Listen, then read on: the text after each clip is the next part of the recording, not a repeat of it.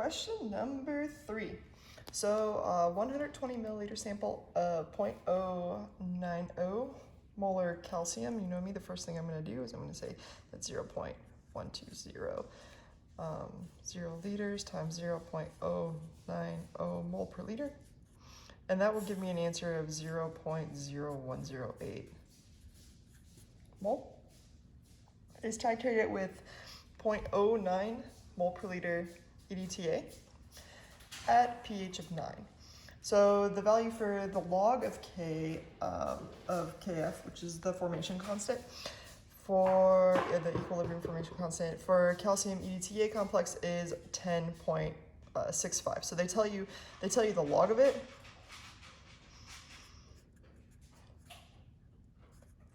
So if you want to actually solve for the Kf, then you're going to have to take 10 to the 10.65, right? The inverse log, or the anti-log.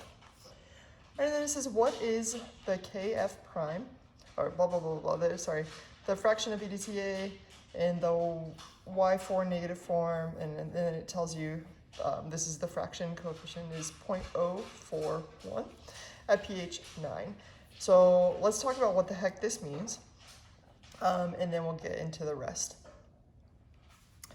Okay, so this right here, this formation constant, brings to light an issue regarding EDTA. So EDTA essentially has 6 different forms that it makes, and we talk about it in the lecture. For example, there's H6, Y being the free form with 2+ charge.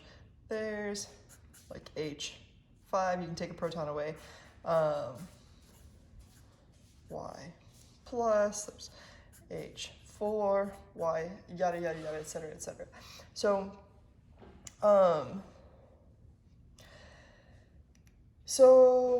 and this just keeps going until you've lost essentially all your protons, and then eventually you're in Y4 negative, the fully deprotonated form, and this is the form that's going to be most active when we're talking about a buffered solution.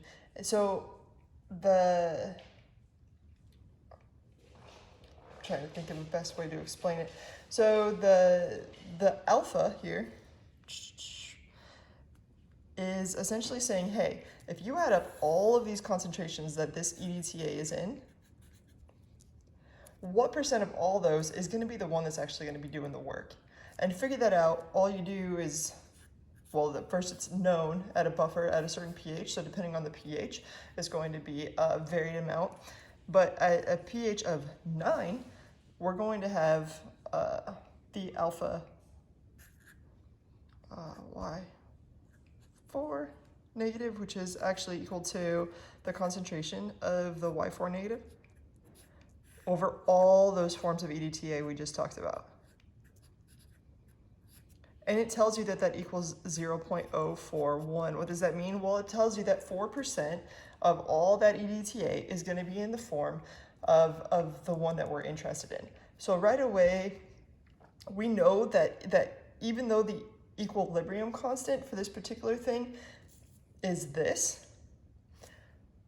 that's for all of EDTA. So we have to take into account that only 4% of this is actually going to occur. And so to do that, we'd make what's called a conditional formation constant. So the conditional is Kf prime, and that's simply equal to, hey, 4% of this thing. So we'd say 0.041 times Kf. And this is why I hate equations. I like to be able to think things through and understand why. Your book, for example, will hop straight into and it'll say the alpha of Y4 negative times the Kf equals K prime, and that's true, but let's think about what's happening in Y. So now, in other words, this is equal to 0.041 times the Kf, which is 10 to the 10.65. And this will give me an answer of a Kf prime of 1.8 times 10 to the 9. So now this is the Kf of this Y4 negative. So any additional information that we get is going to be because of that. Okay, so now we can move on to the next question. It says, what is the equivalence volume of this reaction? So To calculate the equivalence volume, maybe it helps to look at the reaction that's occurring. So I'm going to draw it over here where I got a little extra space. The reaction that's happening is we're taking this calcium, we're reacting it with EDTA, which happens to be in the form, a certain percent in the form of the Y4 negative. So what we're going to end up getting is, it's actually an equilibrium, is CaY2 negative, because you had a Ca2 plus bond with a Y4 negative, and then we get that as our reaction. So essentially, we want to recognize that it's a 1-to-1. So for every 1 calcium, you require 1 EDTA to form one of those. That's the way EDTA works. So finding the equivalence volume ought to be relatively straightforward. So maybe draw a picture one before we go, so I can constantly refer back to it.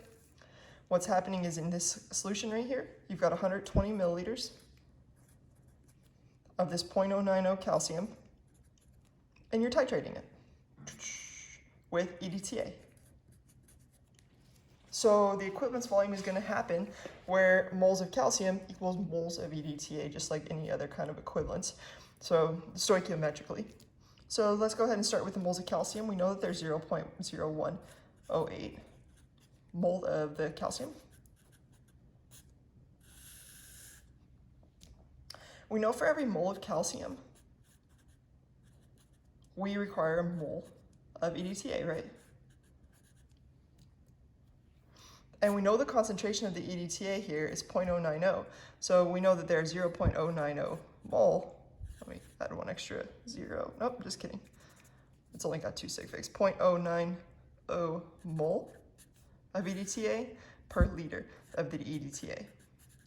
And this will give you an answer of 0.120 liters. Now, that was a lot of work for something that we could have done very quickly, because these are the same concentration. So if you have 120 milliliters of this and it's a 1-to-1, then you automatically know that you need 120 milliliters of the EDTA. Nevertheless, good to know in case that doesn't happen. All right, the next question is saying, okay, what about at the half equivalence point? So, or the half equivalence volume. Well, the equivalence volume is 120 milliliters, the half equivalence volume is going to be half of that, right? So we're talking about our half VE is going to be equal to 0.060 liters of EDTA. In other words, half of that 120. So let's think about what that would look like. Well, in our container over here, again, we still have that 120 of the calcium. But now we've added an additional 60 of the EDTA.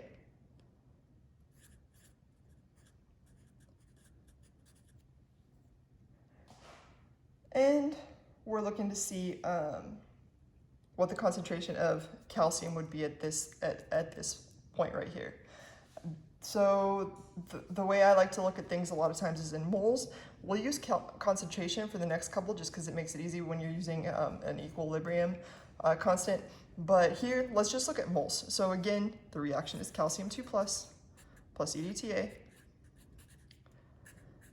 going back and forth, form this Y2 negative.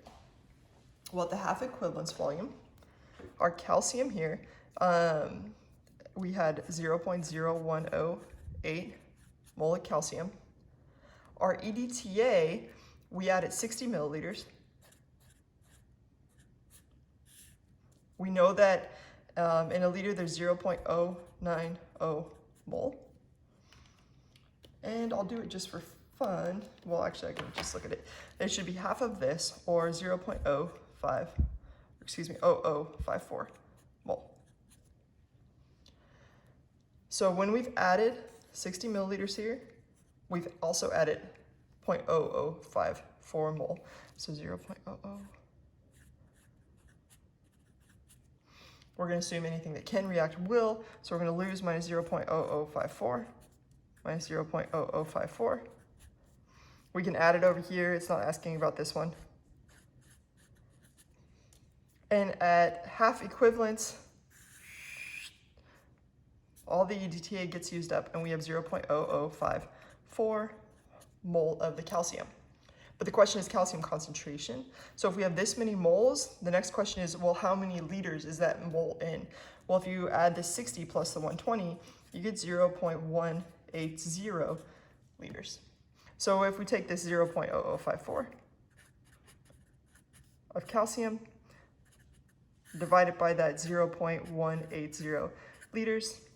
I don't think I did this, so I'm gonna do a 0.054. I get an answer of 0.030 mole per liter, and again, that was the calcium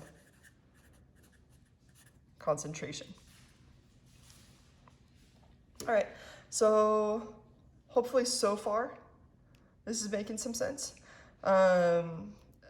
Now we're gonna go to at equilibrium. So at equilibrium, this is when we're actually going to be looking at the conditional formation constant and trying to figure out what's going on. Because remember, this a formation constant, let me rephrase that. An equilibrium constant is going to give you a ratio of what's happening in that equilibrium.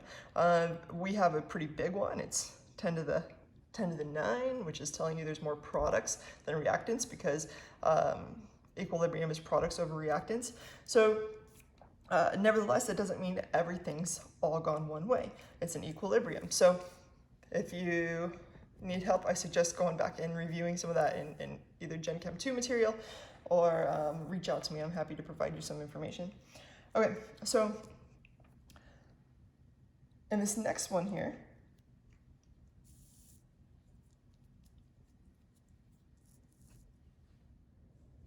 let's draw out the equation, the reaction, and talk about what's going on. So here was our half equivalence point, right? So at the equivalence volume, what that means is we've added 0.0108 moles of calcium and 0.0108 moles of EDTA. So I'm going to take a side step here, just to get us off on the right foot.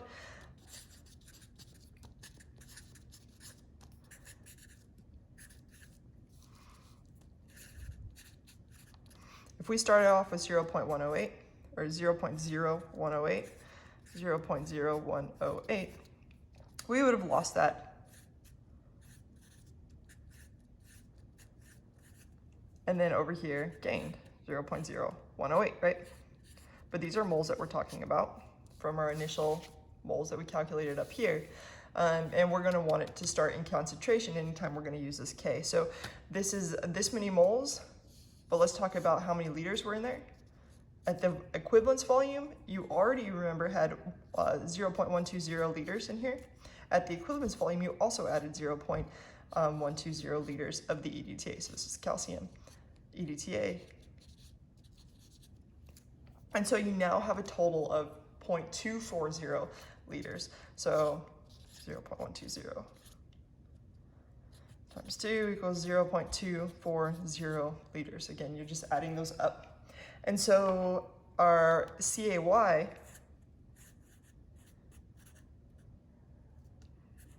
our chelated compound over here is going to be 0.0108 mole divided by the total volume that's in there, because this guy paired with this guy, and that's what makes the complex, and they're in that 0.240 liters. So let's go ahead and calculate that.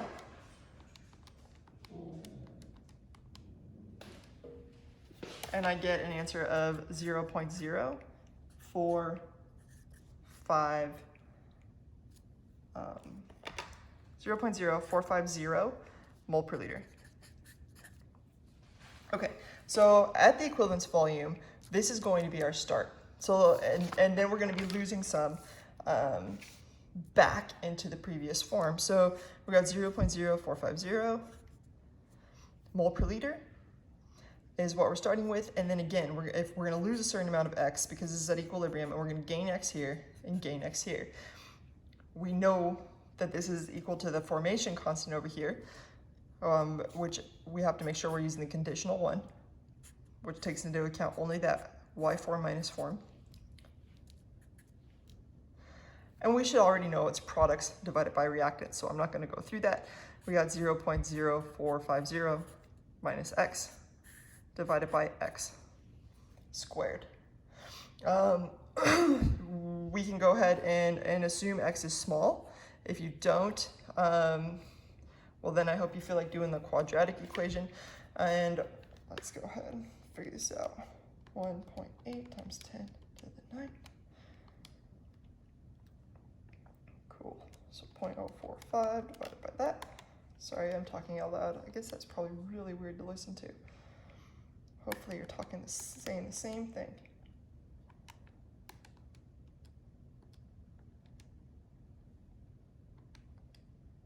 And I get 5.00 times 10 to the 6. I guess I would only have 2 sig figs. So sorry, 5.0 times 10 to the 6 mole per liter. And that again, that's going to be my calcium concentration at equilibrium. All right, so far so good. Now we're going to get into one of the most fun parts, I think, which is where you really have to start and think about this stuff. Now, if you've been using your book a lot to try to help you solve these problems, chances are you came into something called the I guess the dilution fraction or something to that effect. And all that is they're doing, you've probably seen M1V1 equals M2V2. And so if you already know a certain concentration and you're trying to find the other one, so let's say you know this and you want to find this, then what you do is you divide both sides by V2, right? In other words, your new concentration is equal to V1 over V2 times M1. They call this, I think it's called the dilution factor,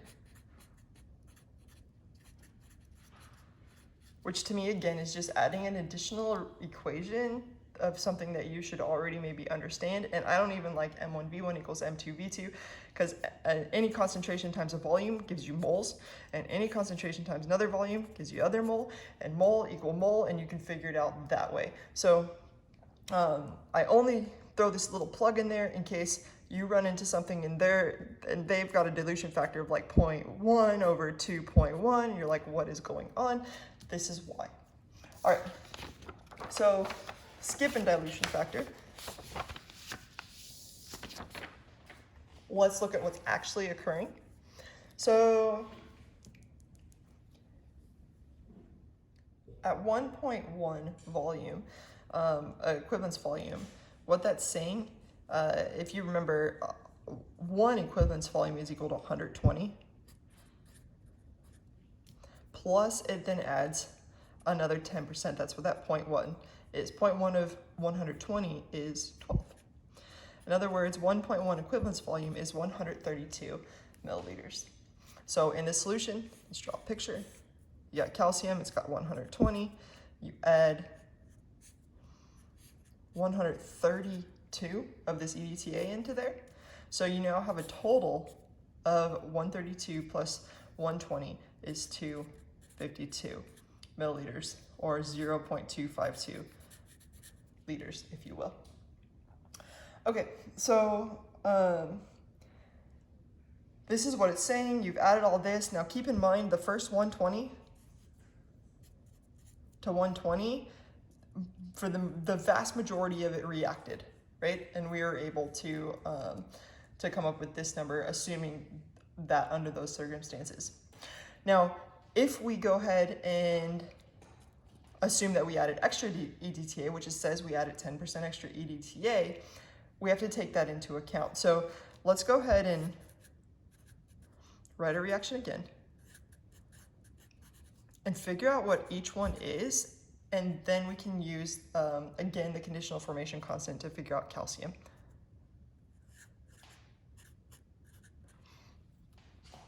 All right, so first I'm going to start with this calcium Y2 negative. I want to know how much is in there. Well, if everything that can react did react, we can't react that extra EDTA, right? So everything that can react did react. What that's telling us is that really the maximum amount we can react is what we've already figured out in previous problems. That's at 0.0108 moles of this. So our concentration of this is 0.0108 mole divided by the total volume, which is now 0.252.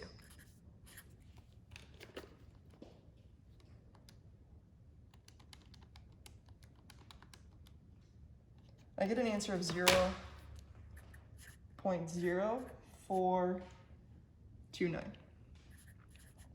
mole per liter. All right, and so that's going to be our this concentration here. But don't forget, we also added extra EDTA, and we have to account for that because this is our initial. We're starting off with what we initially had in there. So this we already got covered. Check, 0.429. But this extra EDTA we also had. How much extra EDTA did we add? Well, we added an extra 12, if you remember, because 120 was the equivalence volume. Anything more than that was just extra sauce. So I don't know why I'm thinking sauce. I just made some awesome vegan cheese sauce, y'all. Okay, so 12 milliliters was the extra EDTA we added. So, okay, great. How many moles would be in that 12 milliliters? And what would the concentration be here? Well, we can figure it out. We know that we've got 0.012 liters. And we know that in a liter, there's 0.090 mole.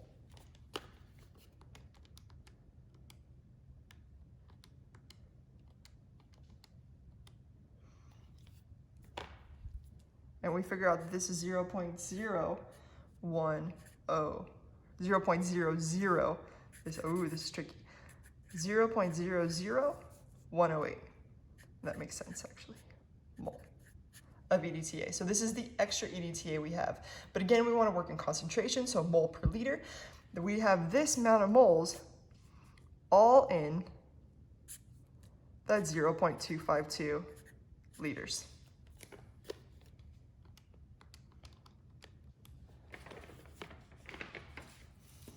And I get an answer of, let me get another piece of paper so I'm not cramping this. I don't need to go crazy here.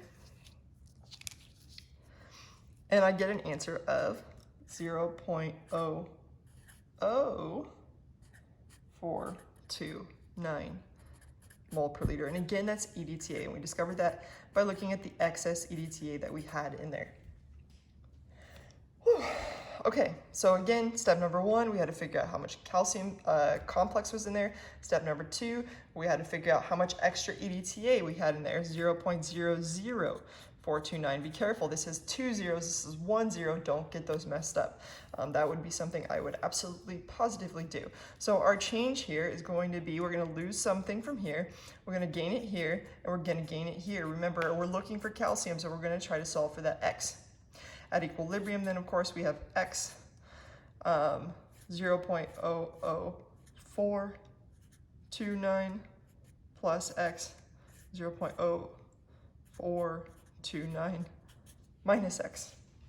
All right, so let's go ahead and set this up in our equilibrium constant and solve.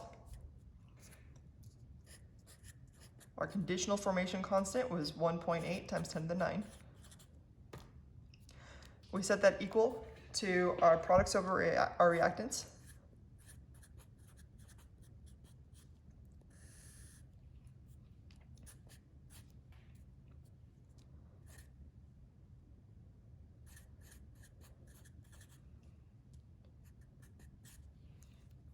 And we're going to go ahead and assume that X is small. So now we can solve 0.0429 divided by X times 0.00429. And again, that's all equal to the formation constant that we have here.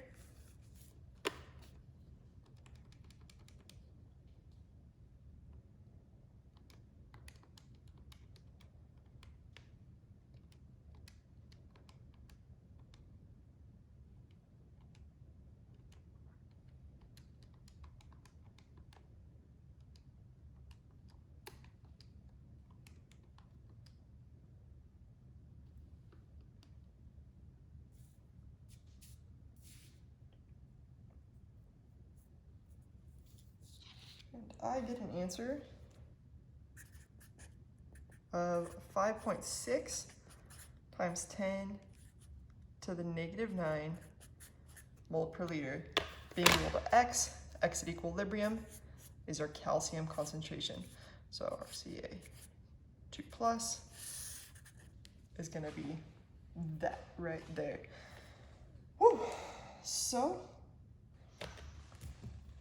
that was fun. I hope you guys enjoy this. I hope you guys know it, because you're gonna be tested on it. Let me know if you got any questions. Bye.